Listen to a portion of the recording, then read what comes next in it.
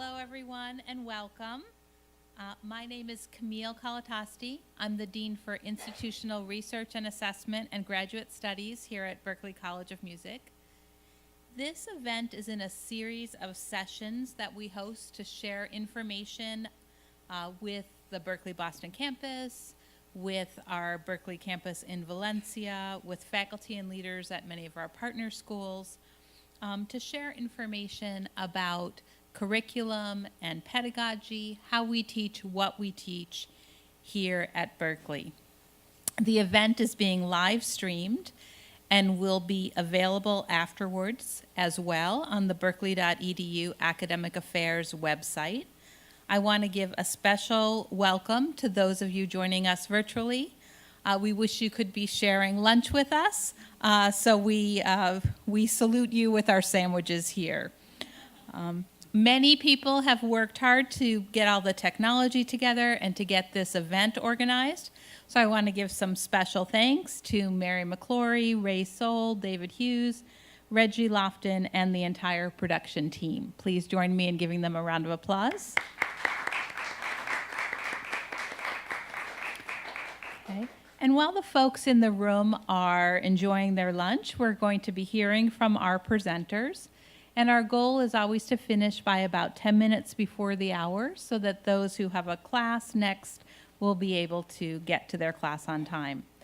Today's session focuses on teaching English as a second language. And really the goal of this session is to help our partner schools especially understand the English requirements for students who will be joining us here at Berklee. Our presenters will be talking about curriculum, pedagogy, and more. We are very fortunate today to have the chair of the Liberal Arts Department at Berklee, Dr. Simone Pilon, will be joining us, as well as an assistant professor who focuses especially on English as a second language and teaches the whole range of levels of English courses that we offer, and that is Dr. Miriam Kurdlin. Please join me in welcoming them.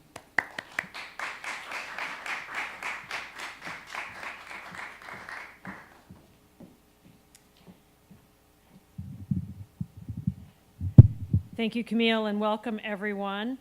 So I'm going to start by giving a little overview of what we're going to talk about today. I'm going to cover a few topics myself. I'm going to pass things over to Miriam Kurland to share a little bit about the content of these courses. At the end, I will finish with a few items, and then hopefully we'll have time for a few questions.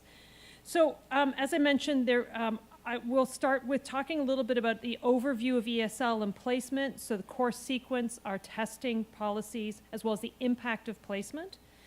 Miriam Kurland will focus on the two extremes of ESL, so both our lowest level, which is our intensive ESL, and our highest level, ESL 3. So she'll talk a little bit about the content of these courses, what is done, what skills are developed, again with a focus on those two ends. And then I'm going to finish with some comments that are particularly for our partner schools about how you can best prepare students to come to Berklee and to be part of this program. And I believe I'm going to do this. It is a new laptop, so we'll see whether it's not doing exactly what it's supposed to do, but we'll play with it.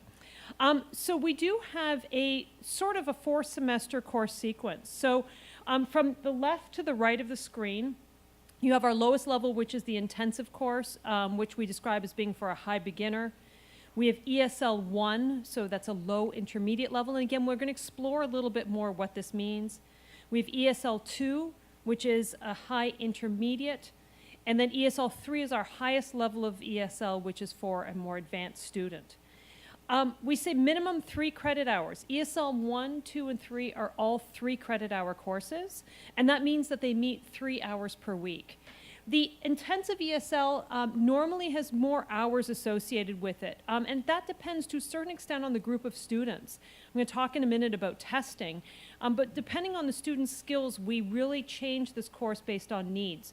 So sometimes we'll offer it just for 3 hours a week, but it's because it's a very small group, so maybe only 2 students, and they get a lot of individual attention, a lot of time to practice. Our standard is that we offer it for 6 credits, so that's 6 hours a week. And usually that's a group that will be in the 5 to 7 student range. We have in the past, on occasion, offered it as 12 credits, so where the students have 12 hours a week of ESL instruction. So with the exception of the intensive, the one on the far left there, all of these courses are 3 credits each and 3 hours a week. In addition, every one of our ESL students works one-on-one with a peer tutor. So these are students who apply for the position, they're interviewed, they are trained to work with students to help them practice their English, to help answer questions about class, to help them with their work. And this is at all of the levels that the students work with a peer tutor one-on-one for 1 hour a week, and it is required. As I mentioned, we do placement testing. So every student for whom English is not their first language and or who comes from a country that is not an English-speaking country, every student is tested. And sometimes students show up and they say, well, I took the TOEFL or I took the IELTS, I shouldn't have to take the placement test. But as many of you know, the TOEFL and the IELTS are not placement tests. And that's what we're really trying to do here, is make sure the students are in the right level so that they can succeed, so they can really take advantage of their time at Berkeley. So our placement testing generally comprises 3 parts. We have a standardized multiple choice test that tests listening skills, it tests grammar, vocabulary, and reading comprehension. We have a reading response, so essentially we give the students a text to read and we have them write a response to it or answer specific questions, specific prompts. And then we have an interview, so where a faculty member sits down with each student individually and interviews them to get an idea of both their comprehension as well as their speaking skills. So we take all of these pieces. This is done before classes start, so once students are on campus, we administer this on campus. It's done before classes start, and we take all of these elements, and based on that, we determine if students need to take an English as a second language course, and if they do, which course they need to be in, and we place them in that class. Now, in the fall, we might test 300 students, 350 students, and sometimes a student might be very jet lagged, might be very nervous, so might not have expressed themselves very well. We've had students say, oh, I didn't do very well in my interview, I want to do it again. So we do continue to test students throughout the first week or week and a half of classes just to make sure they're in the right place. And so what does happen is we sometimes end up moving students up or down a level based on what we see during that first week. Our goal is really to make sure that students get the most that they can out of that first semester so that they are successful at Berkeley and in all of their classes. So the impact of this placement is important, and at the end I'm going to talk a little bit about how you can better prepare students for this placement test, but also just for their English studies at Berkeley, because where they test does have an impact on their placement, and this is particularly important for students coming here, particularly I think through some of our agreements, because it can mean that it could take them a little bit more time than they had hoped to get through their courses. So here it shows an impact on 3 areas. One of them is their liberal arts courses. This would probably be the most obvious, and it is the most impactful. Students have to get through the English as a second language sequence before they can take other liberal arts classes. So a student who comes here as a transfer student hoping to graduate in 2 years, if they test into ESL 3, they're in good shape. It's going to be a lot, but they're in good shape. But a student who tests into ESL 1, it's going to be very challenging for them to pursue a degree in a short period of time because it will take them multiple semesters to complete the English as a second language sequence. It has some effect on the core music classes. There is a required course called MTech 111, Introduction to Music Technology, which most students take in their first semester. However, we don't let students who are in intensive ESL or ESL 1 take that course in their first semester because we don't feel they have the language skills to really take advantage of what's offered in the course and to really succeed. So it can delay their placement in core music classes. Placement in ESL can also have an impact on major courses. Some majors have writing and communication, so this is essentially our freshman English. In the fall, it's going to be called Introduction to College Writing. We're changing the name of it, but it's LENG 111. This course is a prerequisite for some courses within majors. And so if a student places, for instance, into ESL 2, before they can take that major class, they might have to take ESL 2, ESL 3, and writing and communication, which again can delay entrance into a major. And one example of this would be the film scoring major, which has a required course, Intensive Introduction to Film Scoring, which is a required course to get into the major and has a prerequisite of writing and communication. So where a student places could have a big impact, not necessarily does, but could have an impact on how quickly they graduate from Berkeley and how easily they're able to move through the curriculum. So as I said, at the end, I'm going to talk to you a little bit about how to really prepare students so that they can be ready to start at Berkeley. But before that, we're going to explain a little bit more what happens in these classes. So as I mentioned, we have these different levels. Intensive is on the left. That is our high beginner. That is the lowest level that we offer. And our highest level of ESL is ESL 3. After ESL 3, students take the course that I mentioned, Writing and Communication, which is going to become Intro to College Writing, and then can move really into most of the curriculum. So I'm going to bring Miriam Curlin to the stage, and she's going to talk a little bit about what happens in these different levels, as I mentioned, with a focus on the intensive and ESL 3. So please welcome Miriam. Hello. So one of the things I just want to mention about these different levels is also the kinds of materials that students can deal with. At the intensive level, it's usually just adapted materials and simple conversations. At low intermediate, it's still adapted materials, but they might catch some details from lectures. High intermediate, students will be catching a lot more detail, and some of the topics can be abstract, not just focusing on concrete. And the advanced group, you're going to have students that are fairly fluent and probably will catch most of the details from the lectures. All right, now I'd like to talk about instruction in each skill area and how we approach the needs of the students at the different levels. Functional notional language, what do we mean by that? This is the language necessary to communicate successfully in a variety of situations. And for this, students need to know the words, phrases, and conventions for these kinds of conversations. At the intensive level, we might focus on making proper responses, knowing the difference between that's terrific and that's terrible, for example. We might also cover seeking clarification, following up questions in a conversation, and just keeping a conversation going. Level 1 might have some of that, but also making comparisons, how to disagree in a whole bunch of ways from formal to informal. And level 3 might work on negotiating skills. Grammar and syntax for the first 2 levels, for intensive and 1, is much more prescribed than the other 2. Grammar at the first level might be the difference between simple present and present progressive, I go, I am going, count versus non-count, the use of articles, and simple past and future. At the higher levels, more complex verb tenses and clauses would be introduced. And there might be a discussion of the various conditionals. If I knew you were coming, I would bake a cake, versus if I had known you were coming, I would have baked a cake.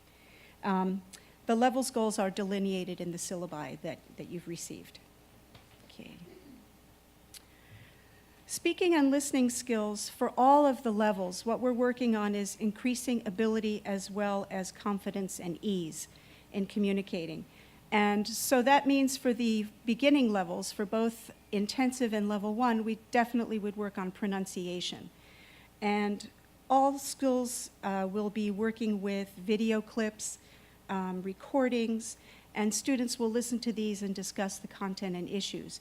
In the upper levels, we also work on note-taking skills. Discussion and debate are encouraged at every level. Of course, with the higher levels, the debate is going to be more rigorous, but we've had debates in all levels. And presentations will vary. In the beginner level, it might be a personal experience or a favorite piece of music, whereas in levels 2 and 3, people will be looking at things they have learned or projects they're working on. And when the students have written a research paper, their presentation will also be on the research they did and the conclusions they reached. Reading skills for reading, we focus a lot on skills, not just scanning, skimming, and making inferences, but also identifying main idea, summarizing, paraphrasing, As we move up in the levels, students are asked to differentiate between fact and opinion and to respond to complex questions about content. Students are given texts from a range of disciplines so that their vocabulary can also grow in a variety of areas. Identifying the author's purpose and tone would be something that would be covered in level 3. Of course, the complexity of the material will grow as the levels increase. And in level 3, we try to give only authentic materials, nothing adapted for ESL speakers. For writing skills, we focus again on the rhetorical styles.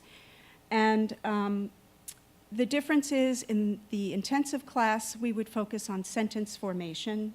And as we move along, it would be going to paragraph structure and finally to essay writing. Both levels, intensive and level 1, will write paragraphs, but of course in level 1 there'll be more focus on the structure and the connectors for different types of paragraphs. The difference between levels 2 and 3 would be the scope and the length of the essays.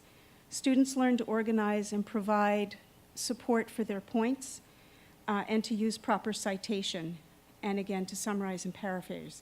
At the upper levels, more complex rhetorical styles will be covered. In level 2, students will usually write a problem solution essay, and level 3, an argument. North American classrooms, a challenge for everybody. Some possible areas of confusion, excuse me. First of all is the process. Some cultures always give students a reading before class so that students have a chance to familiarize themselves with it. In North American classrooms, often it doesn't take place that way. Often teachers will give students a topic to discuss. Part of it might be the professor might be trying to sort of pick the students' brains to see what their notions are about it, and then give a follow-up reading. Students will be expected to respond organically, and this may be new for some of the cultures coming here. Second is the open forum. Students may expect that professors only ask rhetorical questions, that they're not expected to respond. However, students' responses are often intended as part of the whole process of learning. So the teacher as facilitator is very common in a North American classroom. Oops, not done. Expectations. First of all, it's okay to disagree. In class discussions, students may disagree with one another and be vocal about it. Teachers do not always interpret silence as agreement. If a student is not saying anything in class discussions, the teacher may assume the student is not interested, they haven't done the reading, or they just don't wish to participate. And this could negatively affect a teacher's view of a student. So it's crucial that students learn to be more active in class. Also, the learning process is very independent. So students who are waiting for the professor to give them the answer may be disappointed. Students are expected to process information, analyze it together, and try to come up with their own conclusions. Sometimes even the expectation that a student might ask a question if he or she doesn't understand can be difficult for some students, but that is also something we expect. Okay. Berkeley's unique ESL program. At Berkeley, over 35% of the students come from other countries, and so, of course, the whole college is multicultural, which is very common. Our ESL classrooms will be very multicultural, and students, as part of their learning process, have to learn to communicate with one another and interact interculturally. Multilingual, this means that in addition to the culture, we're dealing with so many accents in English. Some students only want to hear the teacher's perfect English. Well, that won't do, because they have to listen and learn from one another. So students have to learn to get the ability to understand one another. Berkeley is very diverse. It's very open. This means that there will be a variety of lifestyles and a large diversity of students and individuals. So what students need to do is learn to be open-minded, flexible, and try to accept this diversity. The goal of the ESL program is to bring students to the point where they are comfortable functioning members of the Berkeley community, and that there isn't any sense of handicap because of limited English or from coming from a different culture. Thank you.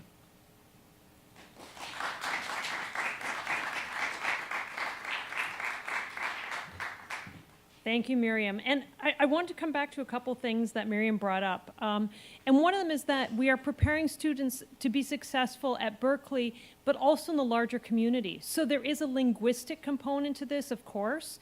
So learning how to speak, developing listening skills so you can better understand, learning how to communicate appropriately in writing, how to read what's around you, but also this acculturation piece of learning what it means to live in the United States, what it means to live in Boston in particular, which is a unique part of this country, what it means to be in an American classroom. We all know that there are different classroom cultures around the world, and so to understand that in an American classroom it is all right to express opinions, it is all right to raise questions, and that we have things called office hours where faculty are available to meet with students. This doesn't happen everywhere, and so getting students to feel comfortable and to be able to take advantage of all of the opportunities that are available to them is really important. So there is that acculturation piece both to Berkeley as well as to the larger community. And I know that our faculty make a lot of efforts to get students out into the community and to see things beyond the walls of Berkeley. For instance, we have a faculty member in ESL who every semester takes her students on a guided tour of the Freedom Trail so that her students in her English as a second language class can understand the history not only of this country, but also the role that Boston played within the history of the country. And so it's a great opportunity for students to understand where they're living and how this country came to be. Sorry, I'm going to go back. I wasn't there. I hit that by accident. Miriam also made another interesting comment about the classes being multilingual. For anyone who's studied language or who has taught language, it is different teaching and learning in an environment where everyone in the classroom comes from a different language background. So for instance, there are certain mistakes, certain challenges that people from different linguistic backgrounds face, whether it's how they pronounce a word, whether it's going into a different alphabet, or discovering new parts of speech that don't exist in their home language or in their native language. So it's a very interesting experience studying when you're with people from all different language backgrounds as opposed to just being from one linguistic background. And I think that's a very new experience for many of our students. They've studied English, but generally they did so in their home country where everyone's facing the same challenges, everyone's having the same difficulties learning the language. So this is a new experience for them to be studying with people from different backgrounds. I want to step back also 1 minute to talk a little bit about the placement testing. I mentioned that we have students take placement tests even if they do have a TOEFL score. But after hearing what Miriam's described in terms of what those different levels do and what skills are developed and what kind of conversations they might be expected to be having, how you explain that you wanted to make a cake or you would have made a cake or whatever you're talking about cakes, you need to help you give you a bit of an idea. We don't use the TOEFL as an actual placement test, but generally we have discovered that students who get at least a 93 on the internet-based TOEFL, generally those students will place into our writing and communication or introduction to college writing. Generally those students do not need to take English second language. There are exceptions.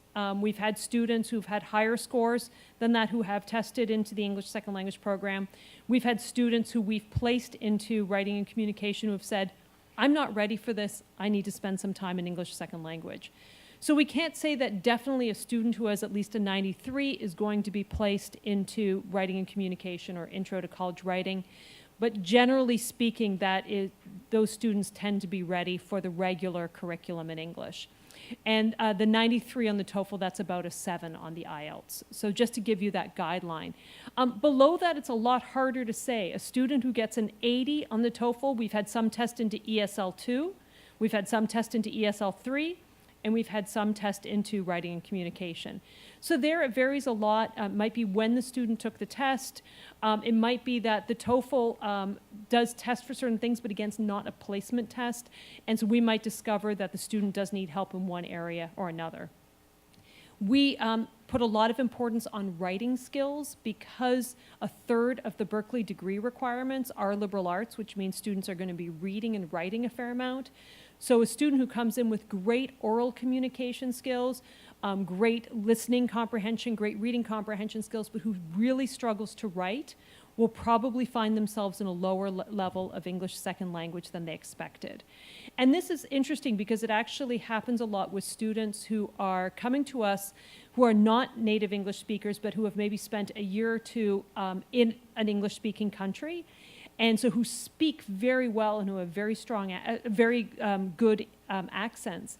But who have not really worked a lot on their writing skills. And so those are the students often who will find themselves in a lower level than they expected, and it's really developed their writing skills. Students also that I find fall in that category a lot are the ones that I call that they speak the kitchen version of a language. So, you know, you grew up with the language being spoken at home a bit, but you never were actually formally taught in that language. And so you can understand a fair amount, you can speak a bit, but you don't have formal skills such as strong writing skills. And so again, those students might find that they speak quite well, but their writing skills are not very strong, so they might be in English second language class. One of the things I always emphasize to students is that the skills in each class are going to be pretty varied. So a student, even in our highest level of English second language 3, there might be one student who communicates extremely well orally and another one who struggles. But the one who struggles might have very strong writing skills, and the one who speaks very well might have weak writing skills. So I always say to students, you know, we all have our strengths and weaknesses in these areas, and learning a language is a process, and at some points we might be stronger in one area than in another. And so we have to understand that people are coming at it from different experiences. So this brings us to the question of how to prepare students, because realistically this can be daunting. You know, a student who shows up who expects to be in their third year, in their second year, so in their fourth or their fifth semester, who thinks, I'm going to be done with Berkeley in 4 semesters, or I'm going to be able to graduate in 5 semesters, and tests into an ESL 1 class, this can be pretty scary. Because realistically at that point for them to graduate with a degree, it's not going to be possible in 4 or 5 semesters just because of the amount of English they need to learn before they come. As I mentioned before, it can have an impact not only on liberal arts, but it can also have an impact on certain major courses or on core music courses. So this is where we can do what we can to help prepare students to come to Berkeley, help prepare students to be studying in English full time. So there are a few suggestions I have on here. One of them is increase hours of instruction. This seems very basic, but it's a fact. The more time you have with the language, the more beneficial it is. So if you're offering 3 hours a week, try to increase it to 6 hours. Try to offer more opportunities. Language, you really do benefit from frequency. So not just once a week having the language instruction, but having it multiple times a week. If you can offer it every day, that's fantastic. 4 times a week, that's great. But language acquisition benefits from frequency. Employ native speakers trained in teaching English as a second language. Partly having native speakers helps with accents development. It helps with the acculturation piece. If they're not native, as near native fluency as possible, because it will help them transition here. But also trained in teaching English second language. There are multiple ways to get certified, and so there are TESOL degrees, TEFL degrees. There are different ways that people can get certified through degrees, through certificates. But having people who are trained to teach a language makes a big difference. I think we tend to sometimes think, well, I speak English, so I can teach English. I can read music, but I'm not sure I can necessarily teach music. And so understanding that it is a skill just as many others are. So trying to find people who have been trained, who have experience teaching English will make a big difference. If you're not able to do this at your own institution, if you're saying, well, our resources are limited, we're not able to hire someone like this, partner with a local language school. There are English language institutions all over the world. Partner with a school that can provide this for you. And then finally, creating extracurricular activities. As I said, that question of frequency of language instruction is very important. So if you can't offer more than, let's say, 3 hours of English instruction a week or 4 hours of English instruction a week. Find a way to offer some extracurricular activities. Not only does this allow students to have more time to practice their English, but it also allows them to do it in different settings. I often find students when you're in a language class will say that the teacher speaks teacher English or teacher Spanish or teacher French, which means that you're speaking slowly, you are using easier vocabulary, you're using simple grammatical structures. But when the students come here, their classmates are not speaking teacher English. And outside of the English as a second language classes, the teachers aren't speaking teacher English. They're speaking as they normally would. So being able to increase the variety of activities, the variety of situations in which students can speak English can be very beneficial. So arranging for them to go to watch a film and then have a discussion afterwards, to take a field trip, to do anything that gets them to speak English outside of a very boxed way. We tend to teach to a certain extent. We have this, well, you need to learn this grammatical structure. Now we're going to practice the grammatical structure. Well, in real life, they're not going to know, okay, we just practiced the grammatical structure, I'm going to use it. In real life, they just have to know what to use. So give them opportunities that really make it seem more real and more like a normal situation.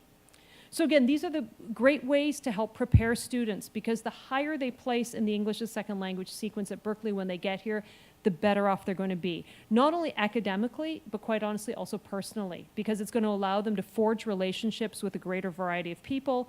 It's going to allow them to feel comfortable both in their classes but also in the community. It will make them feel more at ease if they have to, for instance, go to the doctor, if they have to figure out how to do laundry, if they can't find what they want at the grocery store.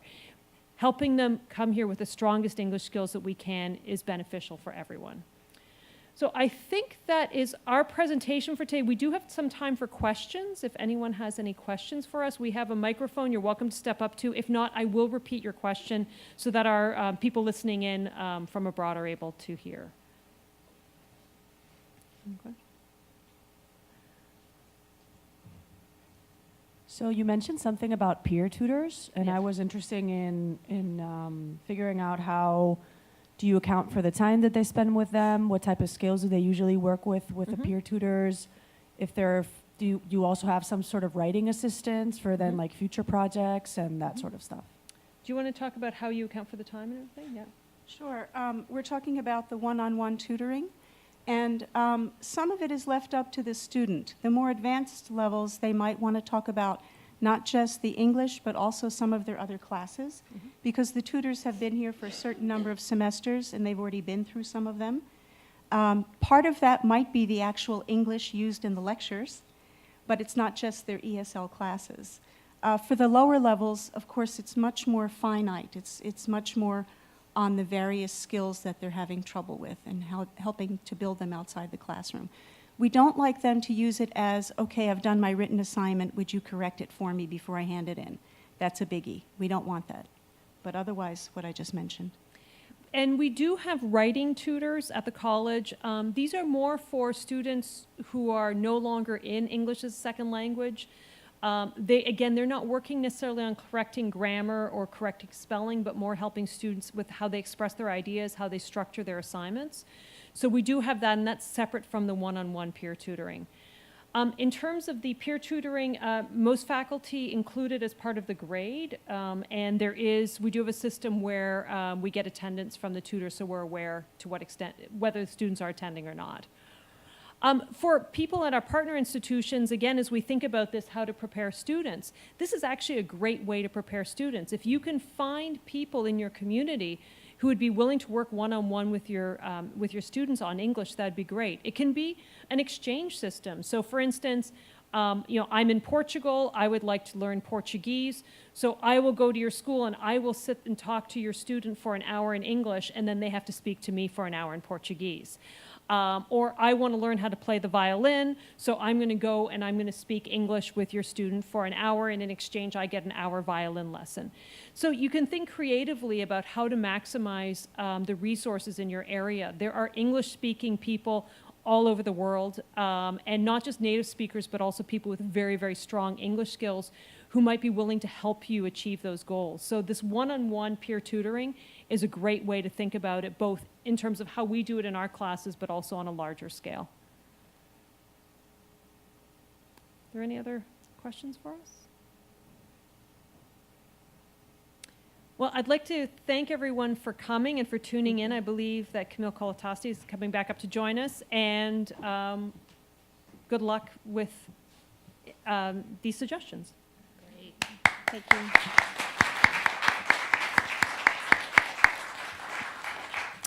you. Special thanks to Simone and Miriam for that very informative presentation.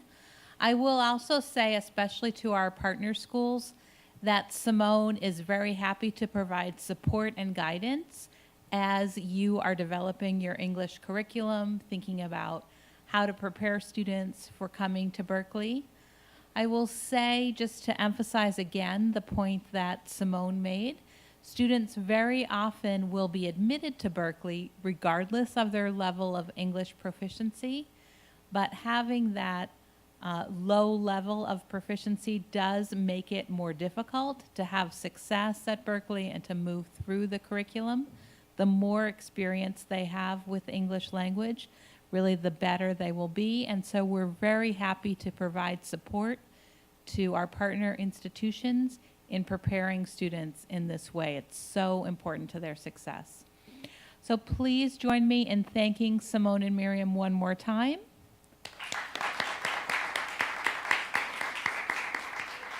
And thank you all very much for coming.